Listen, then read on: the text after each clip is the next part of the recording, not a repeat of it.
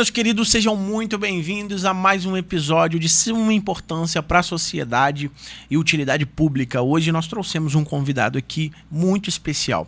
Gente, até então, até o momento, eu não sabia do que se tratava a especialidade desse doutor. Mas depois de conversar com ele aqui, antes de começar o episódio, eu fiquei encantado e eu tenho certeza que vocês que estão nos assistindo também ficarão encantados com a especialidade e o tratamento. Gente, é uma coisa assim absurda e que vem para melhorar a nossa vida, o nosso cotidiano, e você não pode perder esse episódio. Então eu já quero te pedir, por favor, deixe o seu like, compartilhe com os melhores amigos, para que você possa ficar por dentro de tudo que nós estamos trazendo aqui para vocês. Eu tenho certeza que em Juiz de Fora e região não tem outro podcast que traga conteúdos tão relevantes quanto esse para vocês. Então vai lá, segue a nossa página no Instagram, @PodeFalarTV Live Stream, e aqui também no nosso canal. Curta, comenta, compartilha, deixa o seu like e semanalmente nós estaremos aqui com convidados especiais para que você possa interagir conosco, mas também ficar por dentro de vários assuntos pertinentes para a nossa sociedade. E hoje o nosso convidado é um rapaz assim top, elegante, fala muito bem e, acima de tudo, tem um currículo espetacular. E eu não dou conta de falar todo o seu currículo aqui, mas ele vai falar um pouquinho para nós do que ele faz, como ele trabalha, como é a sua especialidade. Ninguém mais, ninguém menos do que o Dr. José Mota, especialista em medicina hiperbárica. Vocês já ouviram falar sobre isso? Acredito que não. E hoje, então, vocês terão a oportunidade de entender como funciona, como é feito e quem está por trás de todos esses atendimentos e das clínicas O2 hiperbárica. Sejam muito bem-vindos, doutor José Mota. Muito obrigado por aceitar o nosso convite. Quero agradecer aqui pela confiança e fique à vontade no nosso espaço. Doutor, hoje é um momento muito especial, um dia muito especial, a qual eu tenho a oportunidade de estar sentado, conversando e também fazendo algumas perguntas diretamente para uma pessoa inteligentíssima. E o que me chama a atenção no senhor e no seu currículo é que você não é apenas um médico, você também é um médico empreendedor. Você tem a vontade de crescer, tem uma visão diferente da medicina e dos seus demais colegas de trabalho. Eu queria já começar fazendo uma pergunta, deixando assim para que você possa me falar sobre a sua autobiografia resumida. Quem é o Dr. José Mota? Ele trabalha com o quê? Quantos anos ele tem? Ele veio da onde? Fique à vontade para falar um pouquinho sobre o Dr. José Mota. Bom, obrigado, Lucas. É um prazer estar aqui no Pode Falar. E o José da Mota, ele é um cara que nasceu em Rio Pomba, em 1978, estou com 46 anos. Em Rio Pomba, quando eu morava lá, eu jamais imaginei que eu pudesse chegar hoje onde que eu estou. E tive um caminho longo, me formei na Universidade Federal de Juiz de Fora, nos anos 2000, início dos anos 2000. De lá, da universidade, eu acabei indo para São Paulo, fiz a residência em ortopedia e traumatologia na FAMERP, a Faculdade Estadual do Estado de São Paulo, em São José do Rio Preto. Depois fiz a minha subespecialidade em ombro e cotovelo na Santa Casa de São Paulo, que é uma instituição de extrema referência. E depois disso iniciei a minha trajetória dentro da medicina hiperbárica, né? Lá eu iniciei, como São Paulo é um local de ponta, onde que a gente tem acesso a todas as tecnologias, a gente tinha na Santa Casa acesso à tecnologia da hiperbárica para tratar principalmente na minha área inicial as complicações de cirurgias ortopédicas, o tratamento de fraturas expostas, que são aquelas fraturas onde que o osso literalmente sai para fora, né? Então isso aumenta demais a chance de infecção, complicações, e a gente usava a medicina hiperbárica para tratar de maneira complementar esses pacientes. Então lá eu tive esse primeiro contato e foi quando eu proativamente procurei a Sociedade Brasileira de Medicina Hiperbárica para poder entender um pouquinho mais de como que seria a formação e como que eu poderia lidar com essa área, né?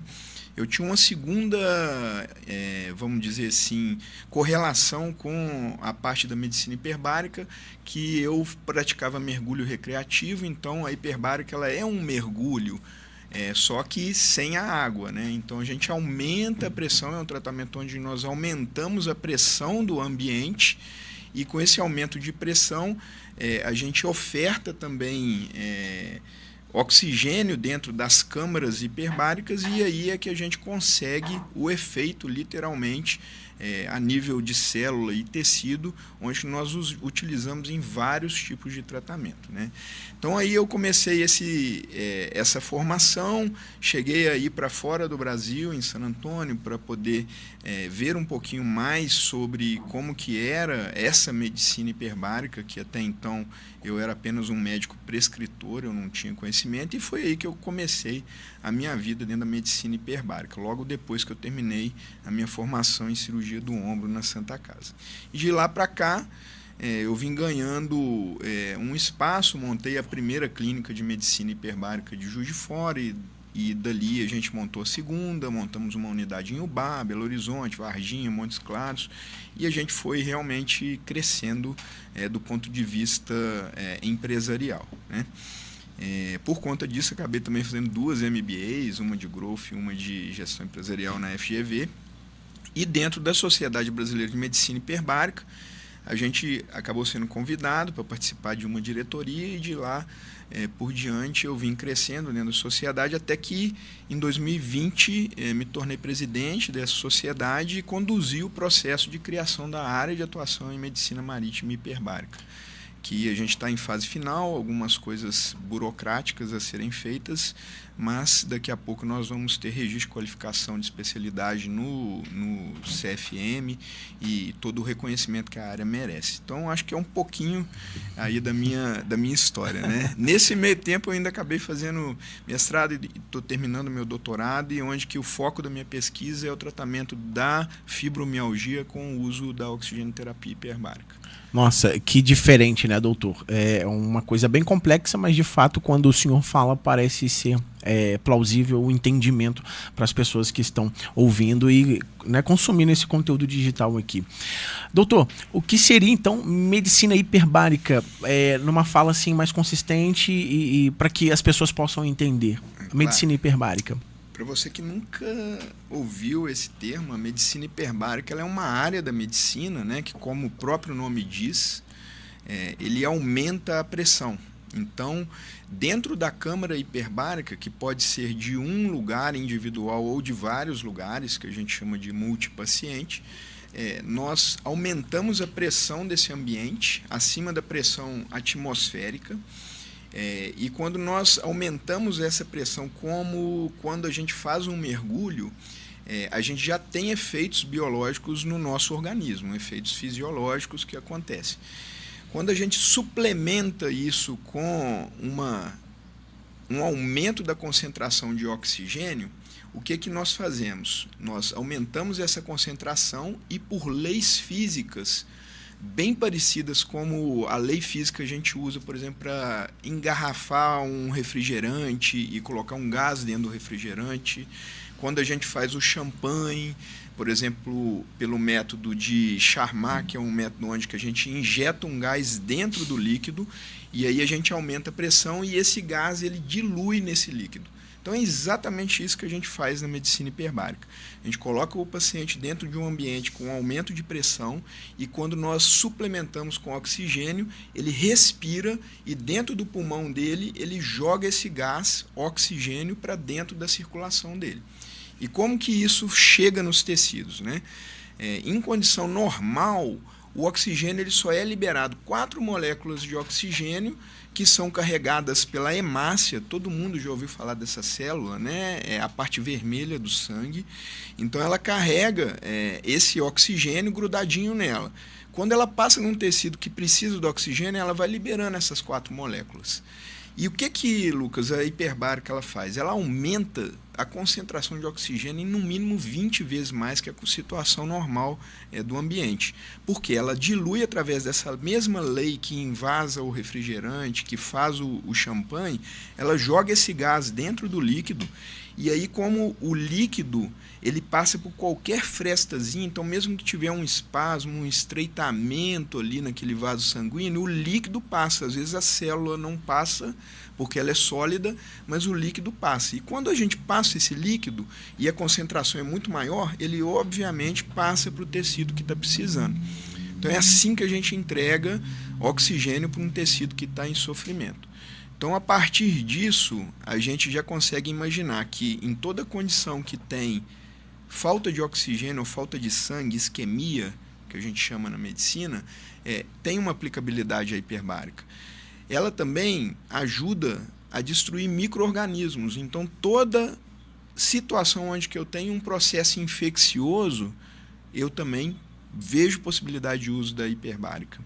E toda situação onde que nós temos processo inflamatório que demanda células imunológicas, como, por exemplo, leucócitos e outros tipos de célula que atuam nos processos imunológicos, a gente também vê possibilidade de uso da hiperbárica.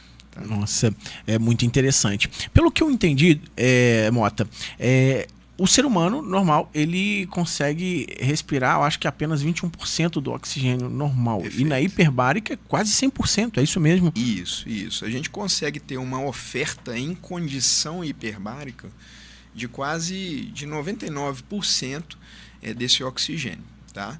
Então, a gente aumenta sobremaneira a concentração desse oxigênio na condição hiperbárica. Então, por isso que eu falei da suplementação de oxigênio. Então, a gente tem aquela condição normal, que são esses 20% de oxigênio que a gente entrega através das hemácias, e a gente aumenta isso. Então, a gente suplementa o oxigênio. Tá? Ele é um tratamento, porque ele tem indicação, contraindicação, efeito adverso e efeito terapêutico. Tá? Então, também em excesso, como qualquer medicamento, ele pode ser venenoso, Sim. vamos dizer assim. Então, por isso que é um tratamento. Mas o que a gente faz é suplementar e otimizar a utilização desse oxigênio pelas células do nosso organismo. Então, a célula que está ali necessitando, a gente oferta essa quantidade excessiva de oxigênio e aí ela faz, literalmente, bom uso daquele oxigênio que a gente está ofertando. Nossa. Doutor, por isso que é tão importante ter alguém especialista no assunto para poder fazer o tal tratamento, né? Para não sofrer ali algumas consequências com relação a um tratamento inadequado. E hoje, tendo você como especialista da área da medicina hiperbárica, onde nós conseguimos encontrar as clínicas O2 hiperbárica? Eu sei que tem aqui em Juiz de Fora, mas tem outras cidades também. Para as pessoas que estão nos ouvindo aqui, consumindo o nosso conteúdo e queiram saber mais ou até fazer o tratamento com você e com sua equipe, onde encontramos as clínicas O2 hiperbárica. Então, Lucas, as clínicas hoje elas estão localizadas no Centro Médico do Hospital Monte Sinai e dentro do Hospital Albert Sabin, em Juiz de Fora, no Hospital São Januário, em Ubá, na Santa Casa de Montes Claros, na Clínica Magnus, em Varginha, tá? E no Hospital Life Center, em Belo Horizonte. Tá? Essas são as clínicas que nós temos alguma participação e trabalhamos tecnicamente dentro delas, mas a pessoa que não está em nenhuma dessas cidades, ela pode também buscar informação se esse tratamento faz sentido para ela ou não, através do próprio site da Sociedade Brasileira de Medicina Hiperbárica, ou SBMH, onde que ali a gente tem o rol das indicações mais formais que são possíveis de utilização do tratamento. Tá? Fora isso, aí a gente realmente precisa que um especialista, e é tão interessante porque a gente no dia 22 de novembro acabou de ter aprovação por unanimidade no MB para a criação dessa especialidade, né, dessa área de atuação, exatamente pelos órgãos técnicos e regulamentatórios da medicina brasileira, que são o CFM e MB, reconhecerem esse conhecimento e essa área de saber tão distinta, tão diferente, e que muitos médicos às vezes nem sabem do que se trata, exatamente porque até então ela era uma área que estava ainda em crescimento e que ainda não faz parte do currículo médico, né? Então, muitos colegas às vezes desconhecem ou não sabem às vezes a indicação mais precisa para orientar o paciente. Então, é importante que o paciente tome poder da sua própria vida e realmente tente buscar o que é o melhor tipo de tratamento, às vezes até além do que o próprio médico propõe, para poder ele entender se está conseguindo obter ali o melhor para ele. Sim, e procure o conhecimento sobre, Claro. né? Como você disse, tem o site, né, da Sociedade Brasileira de Medicina Hiperbárica, onde o próprio paciente consegue ali buscar informação sobre onde achar, né, em qual cidade está estabelecida as clínicas para poder buscar esse tratamento. E com relação a isso, doutor, eu achei interessante porque além do médico que está atendendo o paciente poder também encaminhar para a clínica O2 hiperbárica, ela também não precisa de encaminhamento. Ela pode ir até a clínica e lá você tem uma equipe que vai orientá-la para o devido tipo de tratamento, né? Vamos falar um pouquinho sobre isso? Vamos sim. Eu especificamente também trabalho nas clínicas, tá? E temos uma equipe de médicos qualificados, todos hiperbaristas, certificados pela Sociedade Brasileira de Medicina Hiperbárica. Nós temos reuniões clínicas periódicas onde que há discussão dos casos.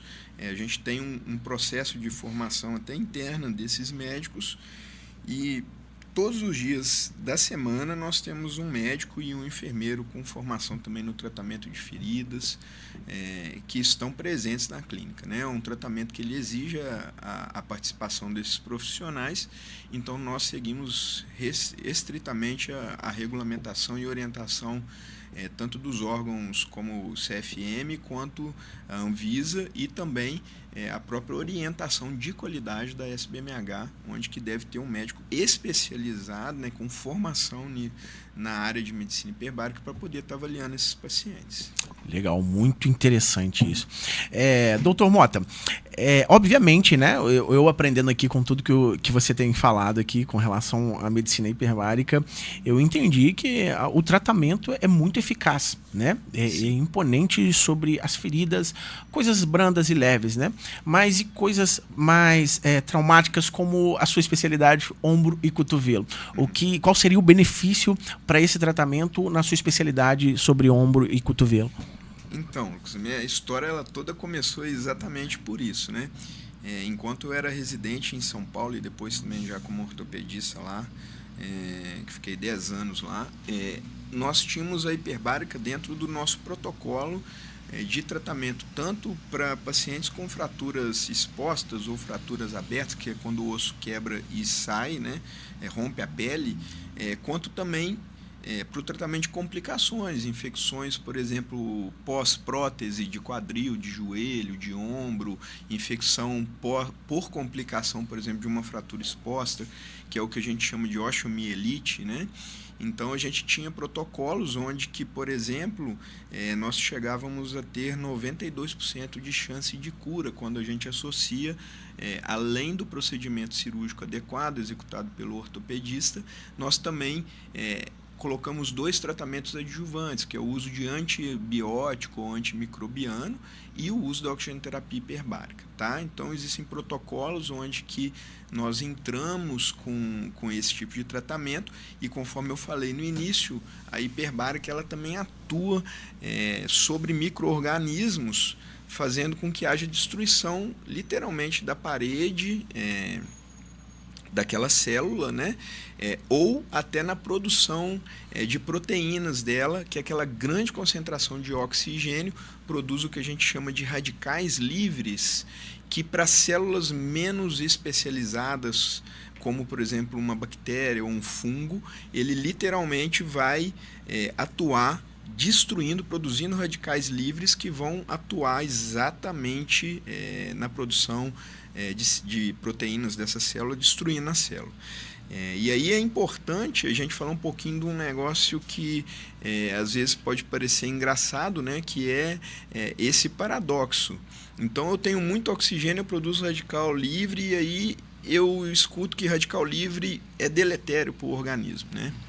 Então isso é interessante, porque a hiperbárica ela é um tratamento que ela tem a capacidade de fazer com que nós tenhamos um equilíbrio, né? O que a gente chama de homeostase, um equilíbrio da quantidade de radical livre e do tipo de radical livre adequado no nosso organismo.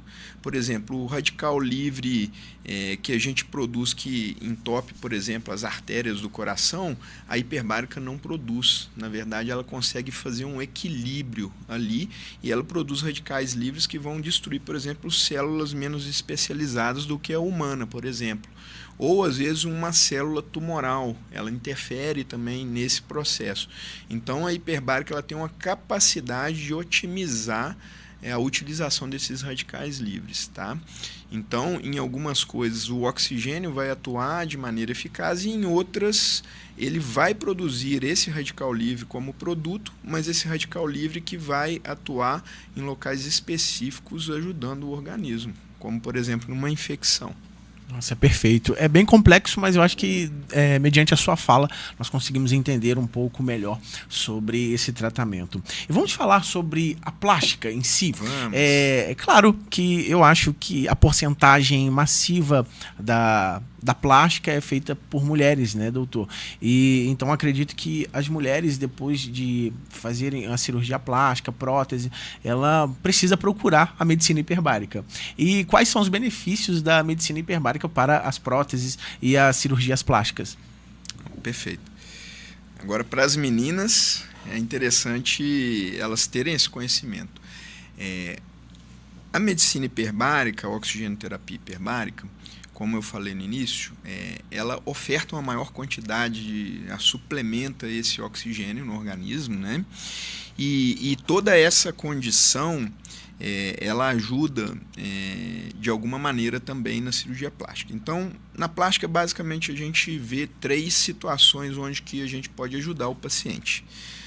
Uma, quando às vezes já existe uma complicação, por exemplo, de uma cirurgia de abdômen, ou de face, ou de mama, e que abre o pontinho e às vezes está com uma dificuldade de cicatrização. E toda vez que a gente pensa que uma ferida não fecha em 30 dias, Lucas, a gente já entende que ela é uma ferida de difícil cicatrização. Sim. Tá?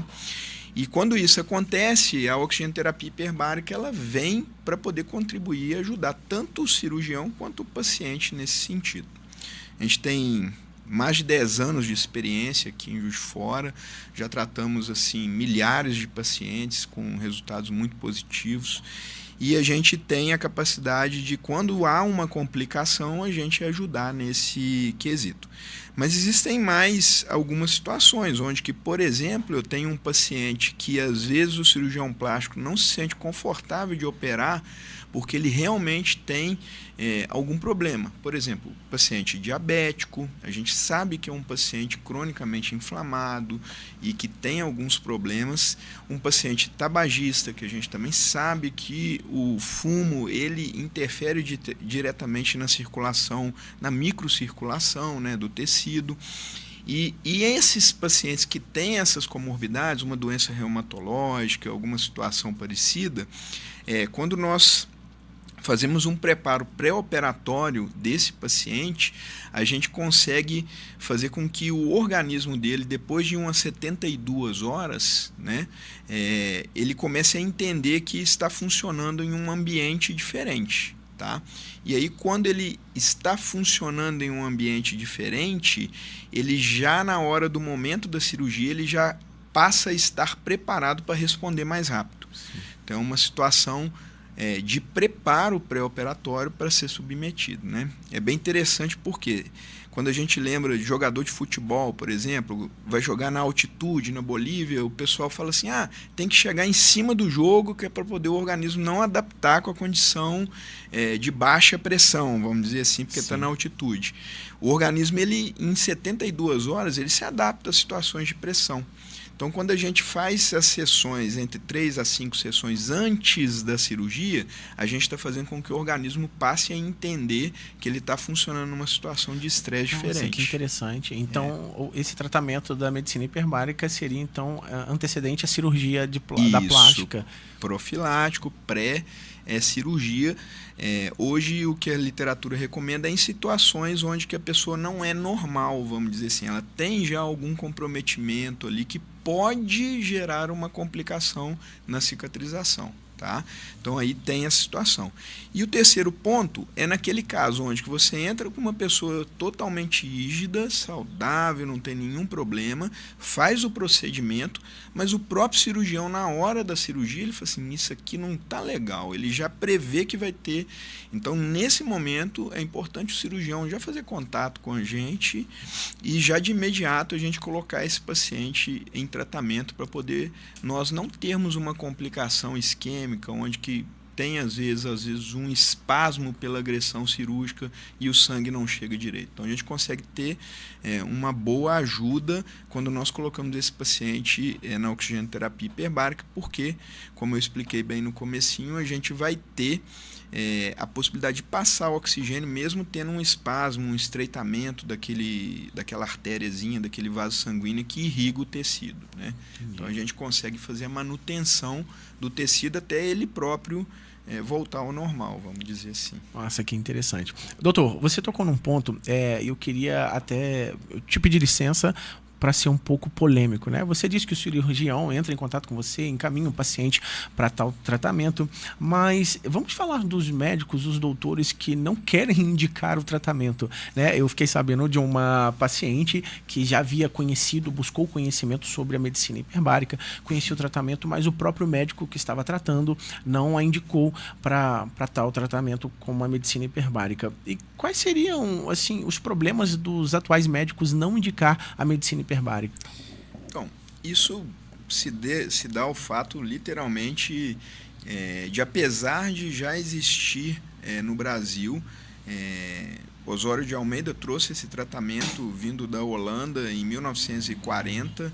Ele estava na França e Holanda, onde que começou a se ter o uso clínico desse tipo de tratamento fora do Brasil. Ele trouxe isso como inovador, pioneiro na época, e depois, propriamente dita, a própria Sociedade Brasileira de Medicina Hiperbárica foi fundada pelo Dr. Ari de Matos, que eu tive até o prazer de conhecê-lo ainda nessa vida, e em 1983 ele fundou. Então não é uma coisa tão nova, mas devido ao fato de somente agora, dia 22 de novembro, e há 5 anos a gente vir discutindo isso dentro do CFM e da própria AMB, que é a Associação Médica Brasileira, somente agora os médicos têm visto que realmente é um conhecimento muito específico, é um conhecimento que ele não deveria faltar na Faculdade de Medicina, mas até o momento, infelizmente, falta. Então, muitos médicos até já ouviram falar, mas ou não aprofundam o seu conhecimento, não leem sobre, ou realmente têm alguma resistência em relação ao tratamento. É uma coisa meio inquestionável, porque a literatura já mostra para a gente os benefícios em inúmeros tipos de doenças. São estudos robustos, como existem de qualquer outra área, e também os nossos órgãos regulamentatórios, CFM e MB, reconheceram, inclusive, a necessidade da criação da área de atuação. Então, eu acredito que é um cenário que talvez hoje ainda possa existir, mas que no decorrer do tempo, com criação de residência nessa área, talvez dentro da matriz de competência da formação do aluno de medicina, o próprio MEC venha a inserir esse conhecimento, né, dentro da formação do médico. Então, eu acredito que em mais alguns anos pode ser que a gente não tenha esse tipo de problema, esse tipo de resistência. Acredito, né, que dentro de poucos anos, né, se Deus quiser, os médicos procurarão saber mais sobre isso, né, e com certeza encaminharão seus pacientes para a clínica O2 hiperbárica. Hoje até os médicos, eles já estão buscando mais conhecimento e sobre o assunto, e muitos, assim, principalmente em Juiz de Fora, que eu venho fazendo um serviço de formiguinha há muitos anos aqui, muitos colegas hoje já ligam para a gente. Eu fico muito feliz, porque eles ligam com a confiança, com a credibilidade que a gente criou, né? Até pelo perfil que eu tenho de sempre fazer as coisas muito corretamente, dentro da boa prática da ciência. Então as pessoas acabam confiando e encaminhando os pacientes. Sim. E é interessante, né? Uma vez que os órgãos regulamentares têm a necessidade até mesmo de criar, né, uma especialidade como essa, traz também não só a maturidade, mas a autoconfiança e a autoridade sobre o assunto para que os médicos possam buscar esse tipo de conhecimento para indicar os seus pacientes, né? Claro. Isso é muito interessante. Doutor, uma coisa que eu quero perguntar, que eu fiquei surpreso em saber, sobre a surdez súbita, né? E a cegueira súbita também. Uma coisa assim que eu havia escutado pouco, não me aprofundei tanto no assunto, mas quando o senhor me falou, isso me chamou muita atenção. Há algum tipo de reversão nesse posso dizer assim, nessa causa da surdez súbita e na cegueira súbita? Porque isso é muito interessante, né? Do nada, o paciente acorda ou de a qualquer momento ele fica cego ou surdo, e aí a medicina hiperbárica consegue reverter algo nessa situação? Não, sim, isso é muito interessante. Talvez seja uma das indicações que me fascinam mais, até pela própria, vamos dizer assim, urgência e condição aguda, né, do quadro clínico do paciente, e que muitas vezes o próprio médico especialista, né, obviamente, se eu acordasse cego um dia, a primeira coisa que eu ia fazer é ir num oftalmologista. Sim. É o mais óbvio, né, de se fazer. E aí entra o que a gente acabou de falar, que às vezes aquele oftalmologista, não por erro dele, mas por falha do próprio sistema de formação médica, ainda não tem aquele conhecimento muito fundamentado, e às vezes ele deixa e perde uma oportunidade de preservar a visão daquele paciente. Por exemplo, você veja, o paciente ele acorda cego. Então, ele não foi ficando cego, ele acordou cego, ou teve agudamente uma perda ali da visão. Ele vai ao oftalmologista, aí ele olha e fala assim, provavelmente você teve uma coisa que a gente chama oclusão ou semi-oclusão da artéria central da retina, que é uma artéria principal que leva sangue e mantém a retina, que é a parte posterior do olho, que é onde que forma a imagem, né? Vamos dizer assim, como se fosse um pano branco onde que a gente forma a imagem lá no fundo. Esse tecido é um tecido de célula nervosa extremamente especializado e que aguenta pouco a isquemia, ele aguenta pouco a falta de oxigênio.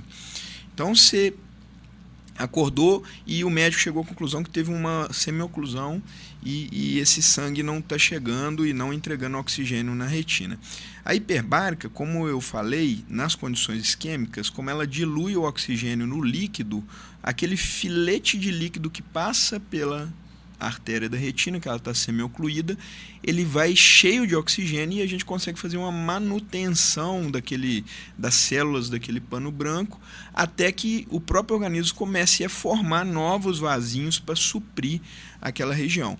O grande problema é que a indicação principal de fazer a oxigenoterapia hiperbárica ela é dentro das primeiras 24 horas do início dos sintomas. Então, o paciente ou o médico, eles têm que estar extremamente antenado, e as clínicas possuem uma escala de sobreaviso, então se isso acontecer à noite, no fim de semana, é só entrar em contato com um dos telefones da clínica ou pelas redes sociais, que a gente tem equipe de sobreaviso e plantão para poder atender esse paciente de maneira emergencial. O mesmo acontece mais ou menos com a surdez neurosensorial, que é uma surdez aguda, que também tem uma causa isquêmica, assim, dentro das teorias que explicam, e o otorrino laringologista é o médico que vai ver essa situação mais rotineiramente. O que é interessante é o quanto antes esse paciente chegar na clínica para fazer o tratamento, maior a probabilidade de recuperação completa. Passou alguns dias, vale a pena ainda assim fazer o tratamento, porque se esse paciente tiver uma variaçãozinha anatômica e tiver uma arterinha a mais ali, a gente ainda consegue ter preservação de parte da acuidade visual. Tem recente uma paciente nossa que passou por isso, e apesar dela ter chegado assim com uma semana de cegueira, nós conseguimos tirar ela de uma condição de cegueira total para ela conseguir identificar objetos, contar dedos e identificar algum tipo de claridade. Então ela não recuperou devido ao tempo, mas ela tinha essa variação anatômica e a gente conseguiu otimizar pelo menos uma parte da retina e ela recuperou parcialmente alguma coisa, né? Nossa, isso é muito importante, porque você traz também para o paciente um alívio, né, no quesito o que está acontecendo com ele. Mas, como você disse, doutor, tem ali aquele período rápido de 24 horas no início dos sintomas, né? Mas qual seria, assim, dias adequados, horas adequadas para a procura do especialista? Não, literalmente as primeiras 24 horas, tá? Se acordar um dia sem enxergar ou sem escutar, não tem como assim, eu pelo menos não ficaria confortável esperando alguns dias ver se recuperaria, entendeu? Sim. Então o ideal quando tiver isso é já procurar o especialista de imediato. Quem estiver assistindo esse podcast e já estiver antenado nisso, às vezes vai no especialista, mas também vai na clínica de hiperbárica. Por quê? Se a cegueira ela tem uma causa aparente, se a surdez tem uma causa aparente, o otorrino vai resolver por outras vias. Mas se ela é uma cegueira e uma surdez que está relacionada com um processo de isquemia ou de falta de oxigênio ou de falta de sangue naquele local, a hiperbárica ela passa a entrar como um tratamento, vamos dizer assim, de primeira linha ali para poder tentar ajudar. Até mesmo um tratamento paciente. Principal, né, doutor? Tem outras coisas que são feitas, que o especialista vai fazer injeções, às vezes, intraoculares ou cocleares, que nós falamos, tem alguns medicamentos que entram, então o tratamento não é só a hiperbárica, mas ela faz parte ali do repertório de primeira linha para o tratamento desses pacientes. Sim. Doutor, uma coisa que me chamou muita atenção, agora eu já sei, mediante a tudo que você me disse, né? Agora eu já sei que tipo de atitude tomar com relação a isso. Mas isso me assusta um pouco porque é uma surdez, uma cegueira repentina, uma cegueira e surdez súbita, né? Isso. E aí, quais seriam as causas para esse acontecimento? Porque existem alguns sintomas com relação a isso, como você disse, né? Se procurar um especialista, um otorrino, né? Ele trataria de outra forma com relação aos sintomas. Mas, mediante a esse problema de surdez e cegueira súbita, quais seriam as causas que levariam a tal ponto? Então, existem algumas causas, as principais que são tratáveis pela oxigenoterapia hiperbárica é o que a gente chama de surdez neurosensorial, né? Que é uma surdez onde que existem teorias onde, às vezes, uma infecção virótica ou um processo inflamatório, onde que a hiperbárica também está indicado no seu tratamento, e uma causa isquêmica propriamente dita, que é às vezes um espasmo. O que é o espasmo? O espasmo é quando eu tenho um vaso sanguíneo e aí por algum motivo o sistema nervoso parasimpático estimula uns micromúsculos que tem em volta do vaso e ele estreita quase totalmente. Então quando tem esse espasmo, a gente tem o que a gente chama de semioclusão ou oclusão da artéria. E aí quando nós temos isso daí, passa a não chegar sangue naquele tecido e como a hemácia, que é a parte sólida do sangue que carrega as 4 moléculazinhas de oxigênio, não chega, obviamente nós não temos a chegada de oxigênio. E o oxigênio não preciso nem de falar, que é talvez o principal elemento químico para nós, seres humanos. Nós estamos aqui vivos exatamente por conta dele. Então faz muito sentido entender que quando uma célula não recebe oxigênio, que é responsável por toda a formação de energia, vários processos a nível dentro da célula acontecem por conta dessa molécula. Então, quando nós não temos essa molécula, aí o tecido morre, literalmente. Tá? E quando esse tecido morre, aquela função é perdida. Por exemplo, no caso do tecido da retina, é perdida a visão. Da surdez, a gente perde os órgãos de escuta, né, da sensibilidade do nervo ali, ele é perdido e aí a gente perde aquele sentido ou aquela função daquele tecido. Então, basicamente é isso. Existem outras causas que estejam relacionadas aí, por exemplo, a um início de sintoma de perda de acuidade auditiva e visual, existem.